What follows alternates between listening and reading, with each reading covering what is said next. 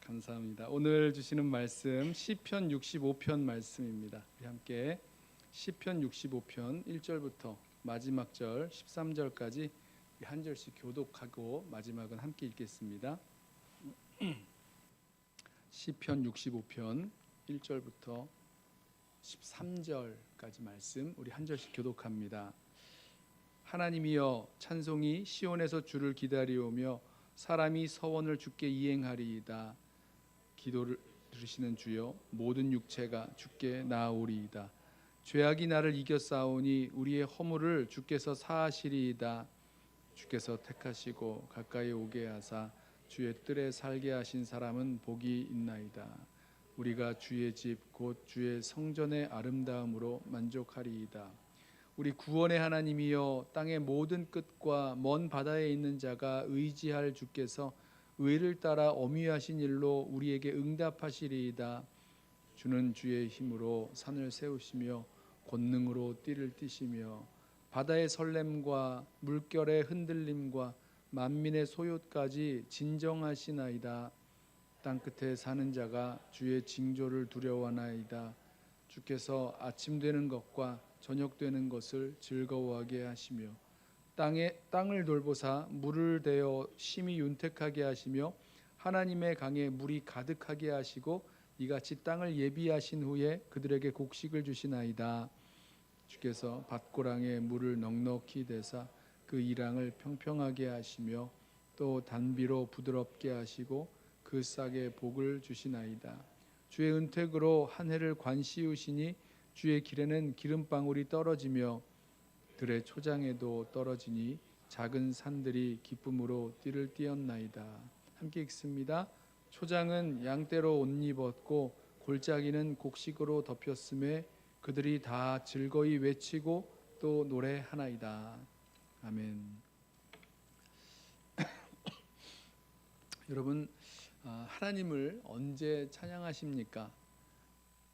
생각을 해보세요. 우리가 언제 하나님을 찬양하는지, 내가 하나님을 언제 찬양하는지, 뭐 진정으로 마음에서 이런 찬양이 우러나오는 그런 진정한 찬양이 언제 하나님께 찬양하는지 한번 생각을 해보겠습니다.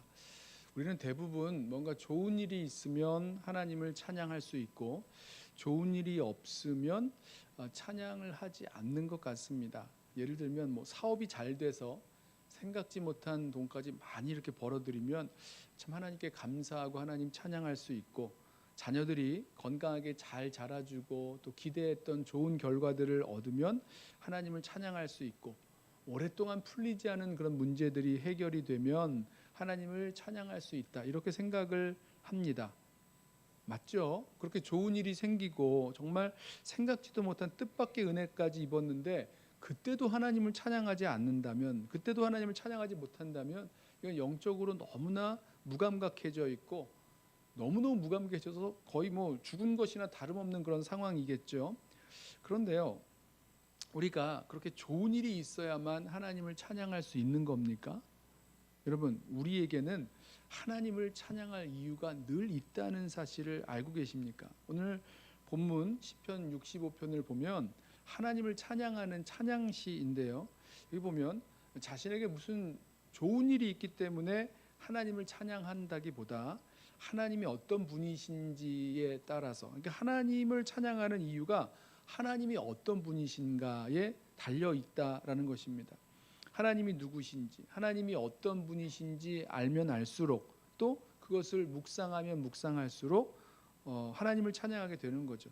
사실은 너무 당연하게 여기고 있던 그런 일들 속에서 하나님께서 우리에게 주신 은혜요 또 선물이 담겨 있음을 발견하게 되면 거기서부터 우리는 하나님을 찬양하게 되는 거죠.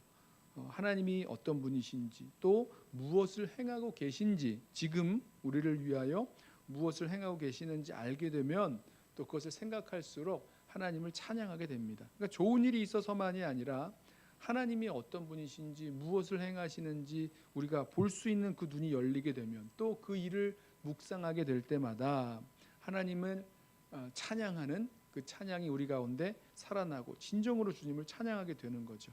이 찬양하는 마음과 그 열정이 우리 성도들의 심령 가운데에서도 다시 깨어나고 또 주님을 그렇게 찬양할 수 있는 저와 여러분 되기를 원합니다. 자, 시편 65편에서 그 찬양하는 그 하나님이 누구신지 세 부분으로 한번 나눠보자면 1절부터 4절까지는 죄악을 용서해 주시는 하나님을 찬양합니다. 또 5절부터 8절까지를 보면 온 세상의 구원자이신 하나님을 찬양하고요. 하나님은 이제 창조하고 통치하시는데 거기 이제 구원의 역사가 담겨 있죠. 그리고 9절부터 마지막 절까지 물을 공급해 주시는 하나님을 찬양합니다. 먼저 이제 1절부터 4절까지 보면 용서하시는 하나님을 찬양하는 모습을 보게 되는데 1절 말씀에 하나님이여 찬송이 시온에서 주를 기다리오며 사람이 서원을 주께 이행하리이다. 기도를 들으시는 주여 모든 육체가 주께 나아오리이다. 하나님의 성전이 있는 시온산에서 하나님을 찬송하겠다고 또 서원을 이행하겠노라고 주를 기다리는 이유는요, 주님께서 기도를 들으시는 하나님이시기 때문입니다. 그런데 여러분, 어떤 기도를 들으시고 응답하시기에 이 모든 육체가 주님을 찾아 나와 기다리고 주님을 찬양하게 된다라고 말합니까? 그게 3절 말씀이에요.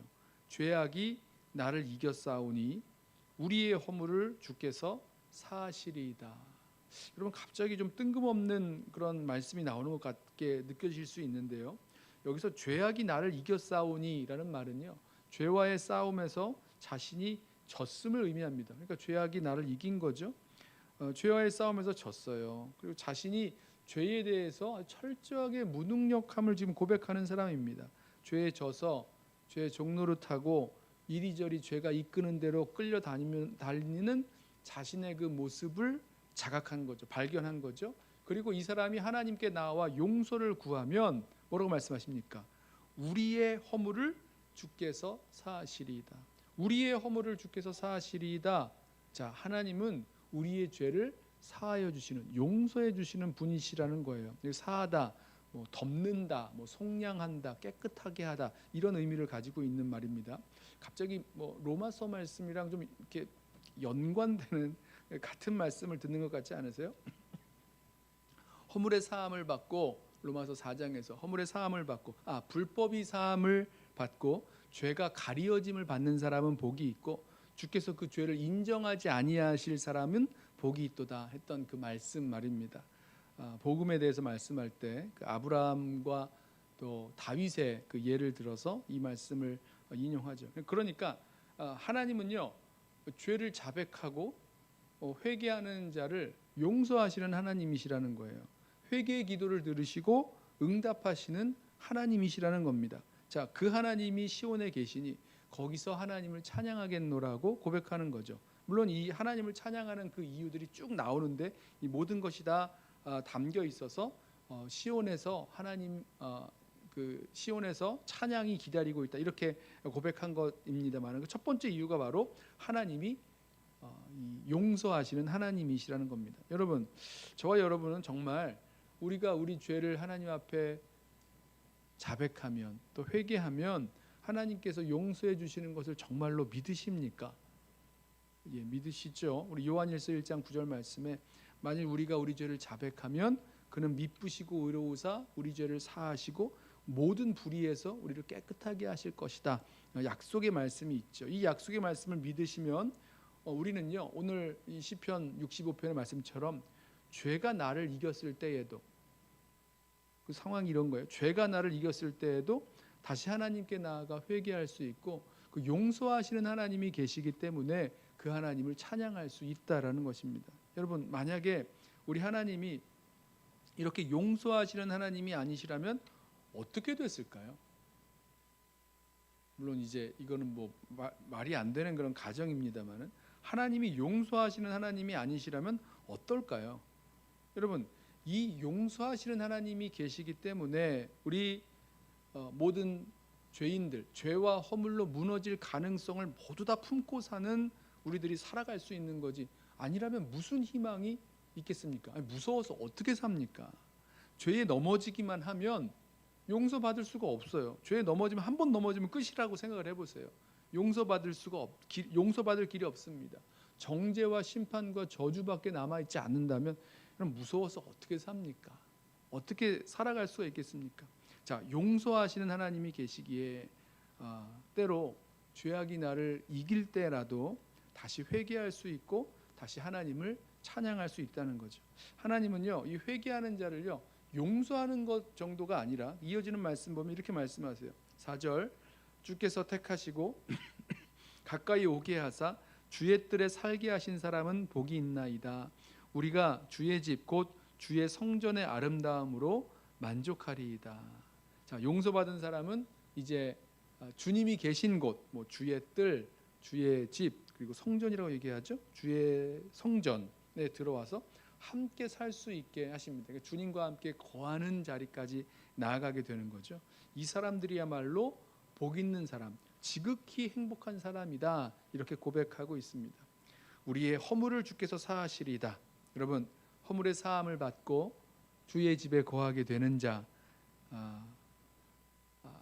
자들은 그 하나님을 생각하며 하나님을 찬양할 수 있습니다. 그래요? 저와 여러분, 허물의 사함을 받은 게 뭐 다른 사람 얘기가 아니라 저와 여러분의 얘기잖아요.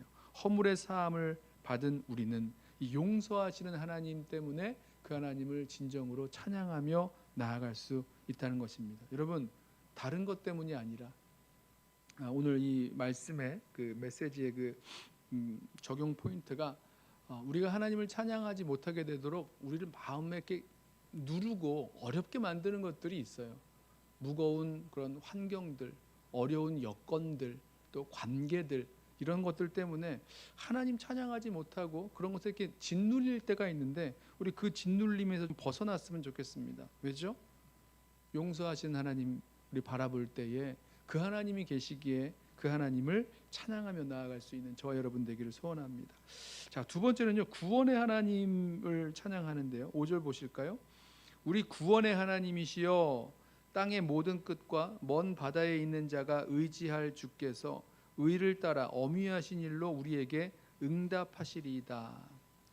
자, 이 구원의 하나님, 우리 구원의 하나님이라는 이 고백은요, 하나님께서 이스라엘을 구원하신 그 역사에 근거한 고백입니다. 그러니까 애굽에서 종살이하는 이스라엘을 하나님이 구원하세요. 광야에서 헤매는 이스라엘을 하나님이 인도하셔서 약속하신 땅으로 들어가게 하십니다. 이것도 구원이죠. 또 다른 민족의 지배와 공격을 받을 때 그때도 구원해 내시고요. 또 포로되고 흩어진 이스라엘을 다시 돌아오게 하시는 그 구원의 하나님이십니다. 그래서 고백하는 게 우리 구원의 하나님이라고 고백합니다. 자, 근데 이어지는 말씀을 보면 이 구원의 하나님이 이스라엘만을 구원하신 하나님이 아니시라는 거예요. 그 뒤 이어지는 말씀 보십시오. 5절에 우리 구원의 하나님이시여 우리 구원의 하나님이시여라고 한 다음에 뭐라고 말씀합니까? 땅의 모든 끝과 먼 바다에 있는 자가 의지할 주님이라고 고백합니다. 그러니까 이스라엘만 이 구원의 하나님을 의지할 것이 아니라 이방인들에게도, 저 땅 끝에 있는 사람들에게도 구원자 되시고 이방인들도 의지할 하나님이시라는 거예요. 하나님께서 아브라함을 택하셔서 복의 열방의 복이 되게 하시고 또 이스라엘을 택하셔서 제사장 나라 되게 하신 이유가 무엇입니까? 그들을 통해서 열방을 구원하시기 위함이셨어요. 그 역사의 초점을 바라볼 때에 이스라엘에게만 구원의 하나님이 아니라 땅의 모든 끝과 먼 바다에 있는 자도 의지할 하나님, 주님이시라는 겁니다. 의를 따라 엄유하신 일로 우리에게 응답하신다. 이 말씀은요, 이제 앞으로도 이제 미완료 시제를 사용하고 있는데 앞으로도 하나님께서 계속 이 구원의 역사를 이끌어 가실 그런 주님이시라는 것입니다. 자, 이 이스라엘을 구원하시는 하나님이 온 세상과 열방이 의지할 주님 되시는 그 모습을 6절부터 이렇게 묘사를 해요. 6절, 주는 주의 힘으로 산을 세우시며 권능으로 띠를 띠시며 바다의 설렘과 물결의 흔들림과 만민의 소요까지 진정하시나이다. 그러니까 하나님은요, 이 세상에서 가장 변함없다고 여겨지는 땅의 여러 지형들이 변하는데 이 세상에서 가장 변함없는 게 이 변하지 않고 흔들리지 않는 게 산이라고 여겨지는데 그 산을 세우셨습니다. 또 누구도 막을 수 없는 바다의 그 물결과 파도와 설렘, 이런 것들도 잠잠하게 하시고 만민의 소요도, 사람들의 뭐라 그럴까요? 반역이나 폭동이나 이런 거센 그런 그 사람들의 그런 움직임 또한 잠잠하게 하신다 말씀합니다. 그러니까 모두가 다 사람의 힘으로 어떻게 쉽게 좌지우지할 수 없는 그런 부분이에요. 산도 바다도 또 걷잡을 수 없는 그런 군중의 어떤 폭동과 소요 같은 것도 이거 어떻게 할 수 없죠. 사람의 힘으로 어떻게 다스리기가 어렵습니다. 제국도 무너지는데요. 자, 이랬을 때에 그 모든 것을 누가 다스리신다고요? 하나님께서 다스리십니다. 그리고 그 다스림을 통해서 하나님은 구원의 역사를 이루어 나가시는 거죠. 이 하나님의 다스리시며 구원하시는 그 역사를 세상 사람들도 알게 되는데 8절입니다. 땅 끝에 사는 자가 주의 징조를 두려워하나이다. 주께서 아침 되는 것과 저녁 되는 것을 즐거워하게 하시며. 자, 여기서 땅 끝에 사는 자가 주의 징조를 두려워한다 그러는데 이 징조는 뭐냐면 하나님이 자신의 그 권능으로 이 세상을 다스리시고 또 구원하시는 그것을 사람들이 이렇게 알게 하는 그런 표지라고 보시면 됩니다. 이걸 두려워한다는 거죠. 예를 들면 기생 라합이 그 여리고로 왔던 그 정탐꾼에게 말했던 거 기억하세요? 여호수아 2장 9절에 이렇게 말하죠. 말하되 여호와께서 이 땅을 너희에게 주신 줄을 내가 아노라. 우리가 너희를 심히 두려워하고 이 땅 주민들이 다 너희 앞에서 간담이 녹나니 이는 너희가 애굽에서 나올 때에 여호와께서 너희 앞에서 홍해물을 마르게 하신 일과 너희가 요단 저쪽에 있는 아모리 사람의 두 왕 시온과 옥에게 행한 일 곧 그들을 전멸시킨 일을 우리가 들었습니다. 우리가 듣자 곧 마음이 녹았고 너희로 말미암아 사람이 정신을 잃었나니 너희의 하나님 여호와는 위로는 하늘에서도 아래로는 땅에서도 하나님이시라. 이런 고백 말입니다. 그러니까 하나님께서 이 세상을 다스리셔서 구원하시고 심판하시는 그 모든 일들, 하나님의 역사를 보는, 하나님의 구원의 역사를 보는 눈이 열리고 소식을 듣는 자마다 하나님을 두려워하지 않을 수 없는 거죠. 자, 여러 가지가 포함될 거예요. 주님의 이런 구원의 역사 속에서 구원과 심판은 같이 이루어지는 건데요. 이 자연과 또 역사를 주관하시고 다스리시는 하나님의 그 모습을 보면서 이 하나님을 향한 이런 거룩한 두려움들이 생긴다는 거죠. 자, 이 구원의 하나님의 역사를 생각할 때 하나님을 경외하며 찬양하게 되는 것입니다. 이것이 이스라엘 백성들뿐만 아니라 이 땅 끝에 사는 모든 민족이 하나님을 경외하며 하나님을 찬양하게 된다는 거죠. 8절 하반절에 아침 되는 것과 저녁 되는 것을 즐거워하게 하신다라고 말씀하는데 이게 하나님의 그 다스림의 그 일이 매일매일 반복되고 우리가 하나님의 그 다스림 가운데 살아간다는 거죠. 당연히 아침이 되고 저녁이 되는 거지 이게 무슨 하나님의 다스림이냐 이렇게 생각하실 수가 있는데 그렇지 않다는 거예요. 이 시편 65편의 이 저자 다윗으로 알려진 이 저자는 그렇게 말씀하고 있는 거죠. 아침이 되는 것, 저녁이 되는 것을 보면서 그래 하나님이 다스리시지, 하나님이 구원하시지, 하나님이 역사하시지 이것을 보면서 즐거워하게 된다는 것입니다. 하나님의 의도대로 창조하시고 다스리시고 또 구원하시고 심판하시는 하나님의 역사가 담겨 있는 것을 보면서 하나님을 경외하며 찬양하게 되는 거죠. 또 한 가지 마지막으로는 온 땅에 물을 주시는 하나님을 찬양합니다. 9절 땅을 돌보사 물을 대어 심히 윤택하게 하시며 하나님의 강에 물이 가득하게 하시고 이같이 땅을 예비하신 후에 그들에게 곡식을 주시나이다. 주께서 밭고랑에 물을 넉넉히 대사 그 이랑을 평평하게 하시며 또 단비로 부드럽게 하시고 그 싹에 복을 주시나이다. 자, 하나님은 이 땅에 물을 주심으로 땅을 돌보십니다. 맞죠? 조금 전에도 비가 막 쏟아지는 소리를 제가 들었는데 하나님이 비를 내려주십니다. 하나님이 이렇게 표현하죠. 하나님의 강에 물을 가득하게 담으셔서 곡식이 잘 자라도록 준비를 해놓으신대요. 또 하나님이 밭고랑에 물을 넉넉하게 대시고 밭 이랑을 평평하게 하십니다. 마치 농부가 물을 준비하고 물을 대는 그런 모습 같지 않으세요? 단비로 밭을 부드럽게 하셔서 그 여리디 여린 싹이 자라나도록 하시는 겁니다. 물론 지금 이 환경 파괴로 지구가 몸살을 앓고 있다고 하지만 여러분 여전히 그런 가운데도 지구가 환경 파괴로 몸살을 앓고 있는 이 가운데에도 여전히 이 밭과 들판에서 곡식이 자라고 있는 것 맞잖아요. 비를 내리시고 햇볕을 비춰주시고 거기서 곡식이 나고 자라고 열매를 맺게 하시고 오늘 여러분들 저와 여러분이 드신 그 밥 한 톨, 쌀 한 톨, 국수 한 젓가락, 짜장면 한 줄, 한 면 뭐 이런 거 다 하나님께서 땅에 물을 부어 주시고 햇빛을 비춰 주셔서 자라게 하신 윤택하게 하셔서 자라게 하신 그런 곡식 아니겠습니까? 그 이야기를 하는 거죠. 하나님이 온 땅에 필요한 그 물들을 이렇게 부어 주신다는 거예요. 이걸 생각하는 거죠. 11절 주의 은택으로 한 해를 관 씌우시니 주의 길에는 기름방울이 떨어지며 들의 초장에도 떨어지니 작은 산들이 기쁨으로 띠를 띠었나이다. 초장은 양떼로 옷 입었고 골짜기는 곡식으로 덮였음에 그들이 다 즐거이 외치고 또 노래하나이다. 여기서 이제 한 해를 관 씌우셨다. 이게 한 해 농사가 잘 된 것을 이렇게 그렇게 표현하는 겁니다. 관을 씌우셨다. 아주 이렇게 왕관처럼 한 해 농사가 잘 됐다는 거죠. 주님의 길, 그러니까 주님이 역사하시는 그 길에는 기름방울이 떨어질 정도로 풍성한 열매를 맺게 하십니다. 산에도 들에도 아주 초목이 잘 자라고 초장에 양떼도 가득하고 곡식이 가득하고 뭐 이런 모습을 표현합니다. 그래서 이 시편 65편을 이 언제입니까?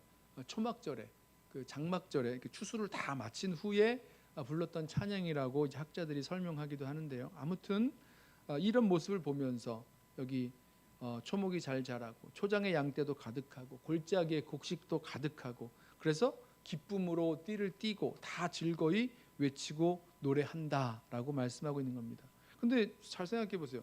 왜 이렇게 된 겁니까? 어떻게 이렇게 풍성한 곡식을 거두게 되고 이 양떼도 가득하게 되고 또 뭐 모든 게 다 이렇게 풍성한 그런 결실을 맺게 된 겁니까?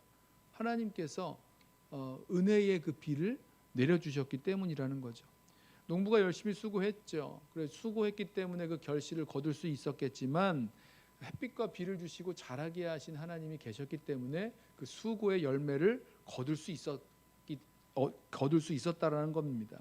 목자가 밤낮으로 양떼를 돌보고 애써서 양떼도 늘어나고 그래서 뭐 털도 얻고 가죽도 얻고 뭐 젖도 얻고 고기도 얻고 뭐 그렇겠지만 이 양이 잘 자라고 또 번식할 수 있도록 하신 분이 계신데 누구세요? 하나님이시라는 거죠. 그 하나님으로 말미암아 번성하고 많은 수확을 얻게 될 수 있었다는 겁니다. 자, 어떻게 생각해 보면 우리가 당연하게 여기는 자연의 법칙과 원리들 이 모든 것이요 하나님의 변함없는 은혜를 설명하고 있는 겁니다. 변함없이 하나님께서 해가 뜨고 또 해가 지고 또 비가 내리고 또 마른 시간이 있고 바람이 불고 뭐 이러면서 하나님께서 이 모든 자연의 섭리, 자연의 이 법칙과 원리들을 가지고 온 땅을 다스리기 때문에 거기서 우리가 생존할 수 있는 거죠. 그게 뒷받침되지 않으면 우리 중에서 누가 생존할 수 있고 누가 번성할 수 있겠습니까? 하나님께서 그렇게 해주신다는 거죠. 모세가 이스라엘 백성들에게 그 요단강 건너 들어가기 전에 그 출애굽 2세대에게 그렇게 권면하죠. 내 마음에 네 능력으로 이 많은 재물을 얻었다고 생각하지 말아라. 내 하나님께서 이 재물 얻을 능력을 너에게 주셨기 때문이다. 이렇게 설명을 합니다. 그렇게 가르칩니다. 그 이유도 여기 있는 거죠. 하나님이 주신 은혜가 아니고는 이 모든 것들이 우리에게 소득이 될 수도 없고 우리에게 공급될 수도 없다는 것을 다시 기억하게 하는 겁니다. 그렇기 때문에 하나님 앞에서 그 하나님을 생각하면서 쉽게 말씀드리면 그 비 내려주신 하나님이 계시기 때문에 다 함께 기쁨으로 띠를 띠고 즐거이 외치며 주님을 노래할 수 있는 것입니다. 하나님께서 농부처럼 밭에 물을 내주시고 들판과 초원에 비를 내려주셨기 때문에 이와 같은 수확을 거둘 수 있게 되었다. 그리고 그것 때문에 하나님을 찬양하는 거죠. 저와 여러분이 살아가고 있는 이 삶의 모든 자리에서 하나님의 은혜가 아니고는 하나님의 이 변함없는 그 공급하심이 아니고는 이와 같은 우리의 생존도 또 우리의 어떤 소득도 있을 수 없음을 우리 기억했으면 좋겠습니다. 그렇기 때문에 하나님을 찬양할 수 있다는 거죠. 만약에 오늘 하나님이 어떤 분이신지 찬양받기에 합당하신 그 하나님의 모습들을 우리가 나누었는데요. 만약에 하나님이 용서하는 하나님이 아니시라면 어떻게 되었겠습니까? 만약에 하나님이 구원하시는 하나님이 아니시고 그냥 어떻게 되든지 상관하지 않고 그냥 내버려 두시는 하나님이시라면 어떻게 됐겠습니까? 만약에 하나님께서 창조세계를 잘 다스려 주셔서 비를 내려주시고 윤택하게 해주시는 하나님이 아니시라면 어떻게 됐겠냐는 거예요. 용서하시는 하나님이 아니셨다면 우리는요, 죄악이 나를 이겼을 때에 다 끝장난 거 아니에요? 심판받아 죽을 수밖에 없고 더 이상 소망이 없고 더 이상 기회가 없고 이렇게 될 수밖에 없는 건 아니겠습니까? 구원하시는 하나님이 아니시라면 세상의 힘에 무너져서 혼돈과 무질서 가운데 살아갈 수밖에 없는, 마치 정글 속에서 약육강식의 그런 세상 속에서 아무런 도움도 없이 살아갈 수밖에 없지 않았겠습니까? 또 이 비를 내려주시는 하나님이 아니시라면, 윤택하게 하시는 하나님이 아니시라면 결핍과 부족함 가운데 살아갈 수밖에 없었을 것 아니겠습니까? 자, 저와 여러분의 삶에서 우리는 하나님을 찬양할 만한 충분한 이유를 가지고 있는 사람들이고요. 우리는 매일매일 살아가는데 베풀어 주시는 그 하나님의 은혜를 생각할 때에, 그 하나님의 은혜의 선물을 깨달을 때에 하나님을 찬양할 수 있는 것입니다. 우리 시편 65편에 하나님을 찬양하는 성도들의 그 모습들처럼, 또 함께 찬양하게 되었던 모습들처럼 우리 하나님, 너무나 당연한 것 같은 일들 속에서 여전히 우리에게 은혜 베푸시고 공급하시는 그 하나님으로 말미암아 하나님을 찬양하며 살아갈 수 있는 저와 여러분 되시기를 예수님의 이름으로 부탁하며 축원합니다. 우리 함께 찬양하겠는데요.